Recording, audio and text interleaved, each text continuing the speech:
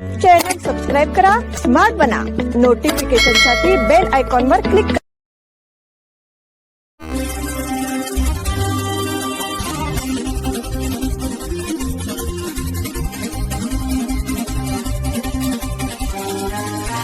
नमस्कार, स्मार्ट न्यूजच्या बुलेटिन मध्ये आपलं स्वागत. पाहूया आजच्या दिवसभरातील ठळक घडामोडी. भाजपला साथ देण्यासाठी शिरोमणी अकाली दल सज्ज. पुढील वर्षी पंजाबमध्ये विधानसभेची निवडणूक होणार आहे. त्यासाठीची तयारी भाजपने आतापासूनच सुरू केली आहे. त्याचाच भाग म्हणून शिरोमणी अकाली दलाचे प्रमुख सुखबीर सिंह बादल यांनी शुक्रवारी दिल्लीत पंतप्रधान नरेंद्र मोदी यांची भेट घेतली. पंजाबमध्ये भाजप आणि शिरोमणी अकाली दलाची पुन्हा युती होण्याची शक्यता या भेटीमुळे वाढली आहे. पंजाबमधील कायदा सुव्यवस्थेच्या संदर्भात पंतप्रधान मोदींशी चर्चा झाल्याचं सुखबीर सिंह बादल यांनी सांगितलं. यासोबतच राज्यातील सरकारी योजनांमधील भ्रष्टाचाराबद्दलही दोन नेत्यांमध्ये संवाद झाला. पंजाबमध्ये आम आदमी पक्षाचं सरकार आहे. भगवंत मान मुख्यमंत्री आहेत. भाजप, अकाली दल आणि काँग्रेस सातत्यानं आप सरकारला कोंडीत पकडताना दिसत आहेत.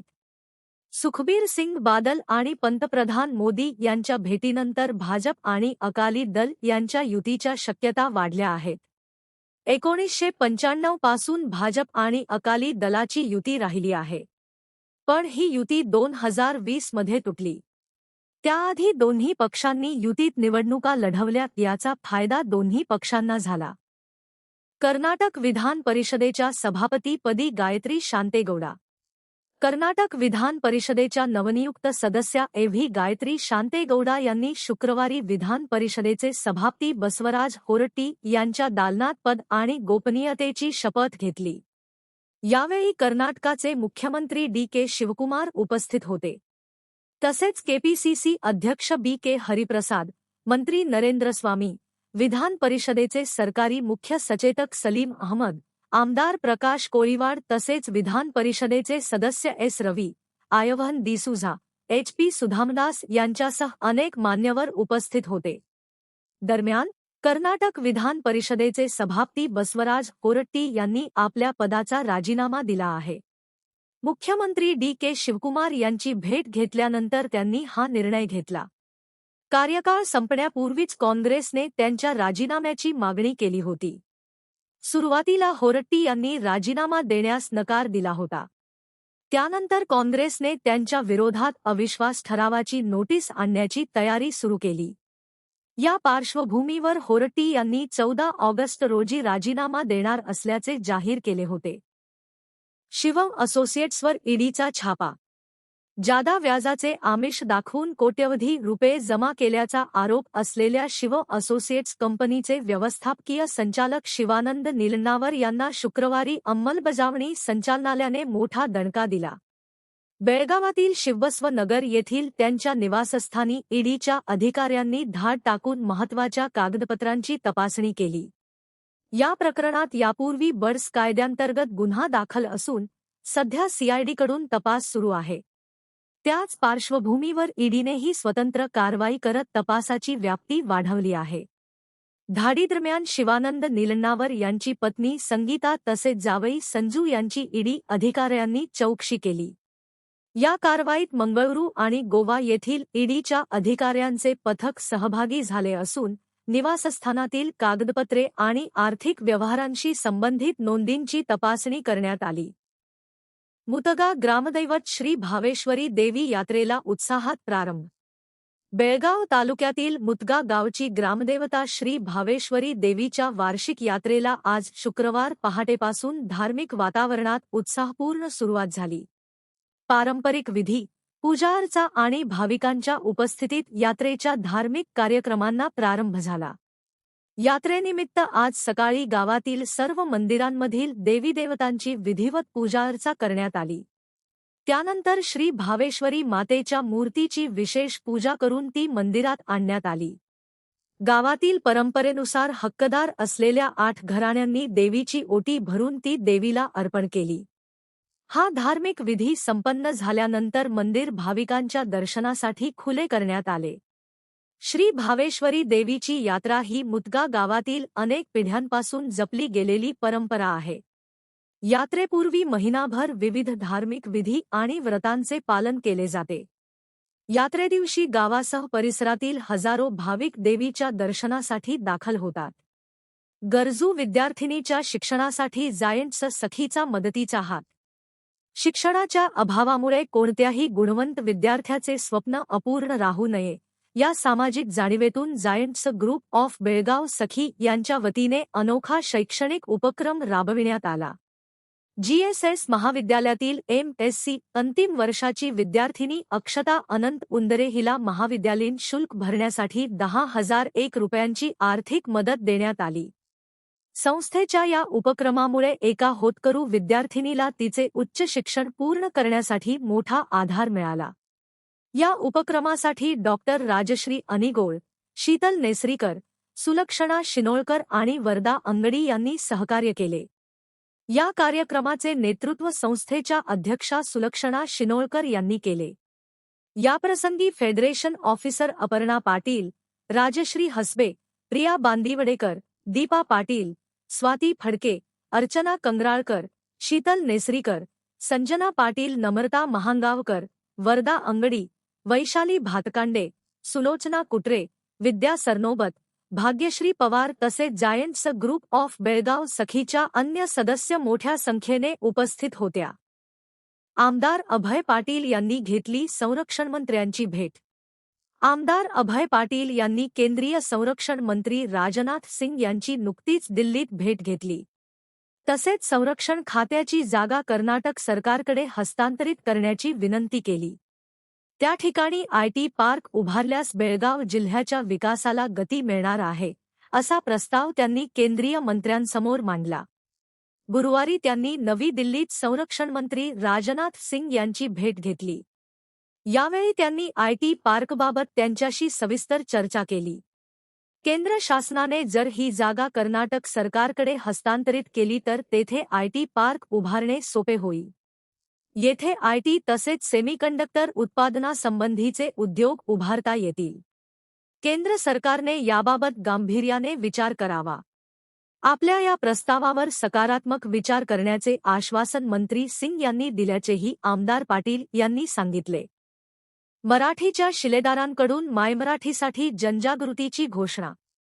महाराष्ट्र एकीकरण युवा समिती सीमाभागच्या पदाधिकाऱ्यांनी मराठी एकीकरण समिती, महाराष्ट्र राज्य यांच्या मीरा रोड येथील मध्यवर्ती कार्यालयात राज्याध्यक्ष गोवर्धन देशमुख व त्यांच्या सहकाऱ्यांची सदिच्छा भेट घेतली.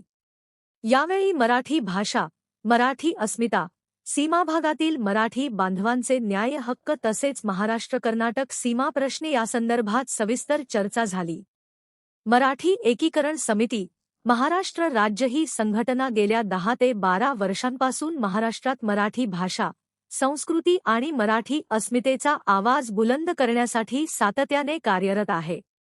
दुसरीकडे बेळगावचा सीमाभाग महाराष्ट्रात समाविष्ट व्हावा यासाठी महाराष्ट्र एकीकरण समिती कार्यरत आहे. या दोन्ही चळवळींची उद्दिष्टे समान असल्याने भविष्यात अधिक समन्वयाने आणि व्यापक स्वरूपात कार्य करण्याबाबत एकमत झाले.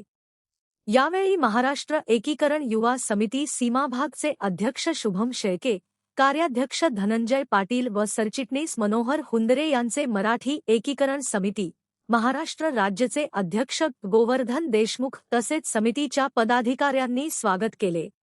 आज मराठी एकीकरण समितीच्या आपण मुख्य कार्यालयामध्ये आहोत आणि आपल्याशी चर्चा करण्याचं कारण म्हणजे माझे सहकारी आज बेळगाववरून शुभम शेळके, महाराष्ट्र एकीकरण समिती आपल्या सीमा भागासाठी गेले अनेक वर्ष, जवळपास 70 वर्ष लढा देते.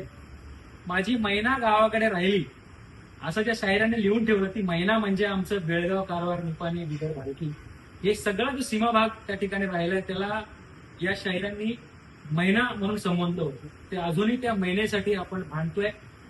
मराठी माणूस सीमा भागामध्ये कानडी सरकारचे अत्याचार सहन करतोय आणि फक्त जय महाराष्ट्र म्हटले म्हणून त्यांच्यावरती गुन्हे होत आहेत.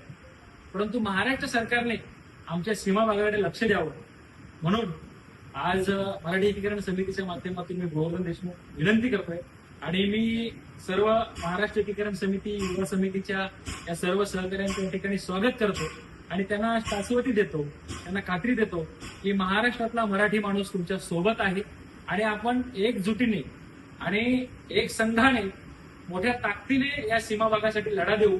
महाराष्ट्र सरकार 100% मला खात्री आहे की देवेंद्र फडणवीस जोपर्यंत मुख्यमंत्री आहेत तो हा सीमा भागाचा प्रश्न मार्गी लावतील आणि माननीय उपमुख्यमंत्री एकनाथजी शिंदे आपण स्वतः या चळवळीतले कार्यकर्ते आहात, आपण त्या ठिकाणी तुरुंगवास भोगलेला आहे, तर आपल्याकडे खास करून विनंती आहे माननीय एकनाथ शिंदे साहेब की आपण या सीमा भागातल्या बांधवांना न्याय द्यावा. महाराष्ट्रामध्ये यांना सामील करण्यासाठी खरं तर सीमा भाग म्हणजे हा महाराष्ट्राचाच भाग आहे. खरं तर हे मराठी बांधव त्या ठिकाणी जुलमी अत्याचार सहन करत असताना कुठेतरी एक मराठी या महाराष्ट्रामध्ये एक नागरिक म्हणून आम्हाला कुठेतरी दुःख होतं. आपण त्या ठिकाणी चळवळीचे कार्यकर्ते असल्यामुळे आपल्याकडे खास विनंती आहे की आपण केंद्राकडे, संघराज्य शासनाकडे हा प्रश्न ताकदीने लावावा. जी काही कोर्टाची लढाई आहे ती आपण लढतच राहू, परंतु ही सगळी नागरिक आपल्या महाराष्ट्रामध्ये कशी सामील होतील त्यासाठी आपण प्रयत्न करावे. मी शुभम शेळके, आपल्या युवा समितीचे अध्यक्ष, यांना विनंती करतो की आपण 2 शब्द महाराष्ट्र सरकारला आणि माननीय मुख्यमंत्री, उपमुख्यमंत्री यांना विनंती करावी. उपस्थित सगळ्यांना नमस्कार. जय मराठी, जय महाराष्ट्र. महाराष्ट्र एकीकरण समिती 70 वर्षाच्या चळवळीसाठी लढत असताना तरुणांना एकत्रित करण्यासाठी युवा समिती म्हणून आम्ही काम करायला सुरुवात केली. गेल्या काही वर्षापासून रस्त्यावरचा संघर्ष आम्ही करतोय.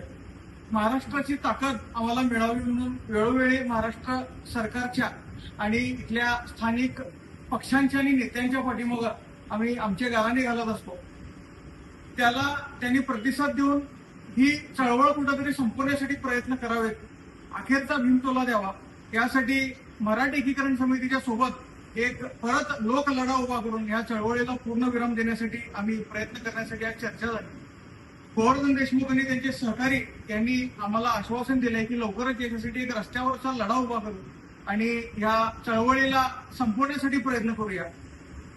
आम्ही सीमा भागामध्ये रस्त्यावर लढतोय, पण महाराष्ट्रातून जर परत रस्त्यावरची ताकद या लढ्यासाठी उभी राहिली तर हा प्रश्न सुटल्याशिवाय राहणार नाही. त्यासाठी नक्कीच भविष्यामध्ये महाराष्ट्र एकीकरण समिती आणि मराठी एकीकरण समिती एकत्रितपणे या चळवळीसाठी काम करेल आणि हा प्रश्न कुठेतरी संपेल अशी आशा करून या महाराष्ट्रातल्या नेत्यांना, खास करून मुख्यमंत्री देवेंद्रजी फडणवीस, या चळवळीमध्ये तुरुंगात उरले एकनाथजी शिंदे आणि अजितदादांच्या मागं पंडितराव पवार यांना विनंती करतोय, हा लढा हा फक्त बेळगावचा नाही आहे, तर हा महाराष्ट्राचा लढा आहे. महाराष्ट्र आणि कर्नाटकाचा प्रश्न आहे, तो त्यांनी महाराष्ट्राचा असल्याप्रमाणे, आपला स्वतःचा असल्याप्रमाणे याच्यावर जातीनं लक्ष घालून संपवावा आणि यासाठी लागेल ते पाठपुरावा किंवा लागेल तो संघर्ष करायची आमची तयारी आहे. त्याची कुठंतरी त्यांनी जाण ठेवावी, या चळवळीची लाज राखावी आणि हा प्रश्न संपवण्यासाठी प्रयत्न करावे अशी विनंती करतो. जय महाराष्ट्र. बेळगावकर वारणी पाणी विदर्भाल की सह संयुक्त महाराज झालाच पाहिजे. बेळगावकर वारणी पाणी विदर्भाल की सह संयुक्त महाराज झालाच पाहिजे.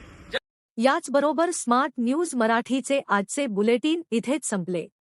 धन्यवाद.